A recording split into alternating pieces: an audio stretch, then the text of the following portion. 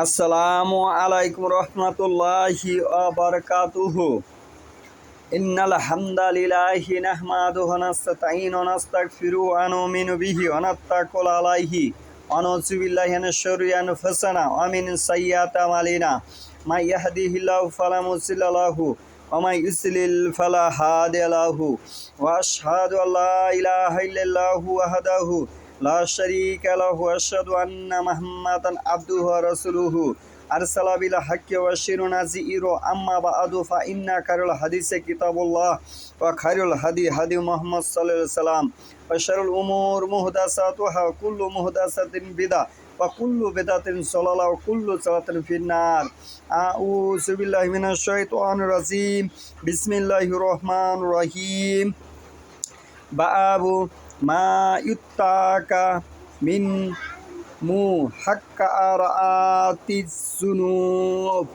আজকের বক্তব্যের বিষয় হলো গুনাহকে নগ্ন মনে করা, তা থেকে বেঁচে থাকা সম্পর্কে। আমি যে হাদিসটি তেলাওয়াত করেছি সহিহুল বুখারী শরীফের 6 নম্বর খণ্ড পর্ব 81 অধ্যায় হচ্ছে 32, হাদিস নম্বর হচ্ছে 6492, হাদিস নম্বর হচ্ছে 6492, সহিহুল বুখারী শরীফের হাদিস। আসমানের নিচে কোরআনের পরে সর্বশ্রেষ্ঠ হাদিস গ্রন্থ হচ্ছে সহিহুল বুখারী শরীফ। আনাস রাদিয়াল্লাহু আনহা, একজন বিশিষ্ট সাহাবী, কালা ইন্নাকুম লা তা'লামুনা আমালান হিয়া আদাক্কু ফি আয়ুনিকুম মিন শাআরি ইন কুন্না লানা উদ্দুহা আলা আহাদিন নবী সাল্লাল্লাহু আলাইহি ওয়াসাল্লাম মিন মুবিকাতি। কালা আবু আব্দুল্লাহ ইয়ানি বিসালিকাল মুহলিকাত। আনাস রাদিয়াল্লাহু থেকে বর্ণিত, তিনি বলেন, তোমরা এমন সব কাজ করে থাকো যা তোমাদের দৃষ্টিতে চুল থেকেও